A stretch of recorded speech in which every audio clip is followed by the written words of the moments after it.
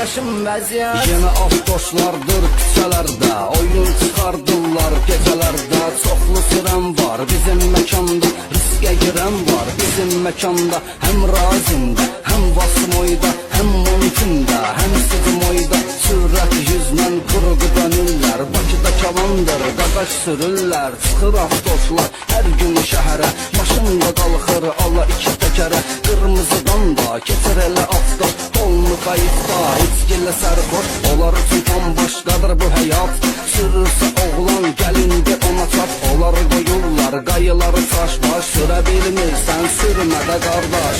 Yeni avtoşlar eləyir qan, axşamlar qızışır meydan. Alap olmayı çoxdur surət, zordur zor qaqaşım vəziyyət. Yeni avtoşlar eləyir qan, axşamlar qızışır meydan. Alap olmayı çoxdur surət, zordur zor qaqaşım vəziyyət. Qaraçı rəhmətli hələ vardı, kəsilmir avtoşların da ardı. Hamısı sürəndi, hamısı cavandı, sürənlər orada çoxdur kalandı. Maşında basa bir gülməli signal, ala yaradıblar başqa bir əhval. Avtoş olan kəs qalmaz dalda, fərq etməz cənub şimalda.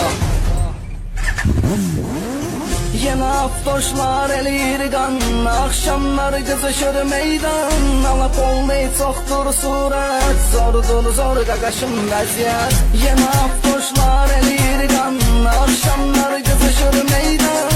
Alap olmayı çoxdur surət, zordur zor qaqaşım vəziyyət. Yeni avtoşlar eləyir qan, axşamlar qızışır meydan. Alap olmayı çoxdur surət, zordur zor qaqaşım vəziyyət. Yeni avtoşlar eləyir qan, axşamlar qızışır meydan. Alap olmayı çoxdur surət, zordur zor qaqaşım vəziyyət. Hansı təqdim edir?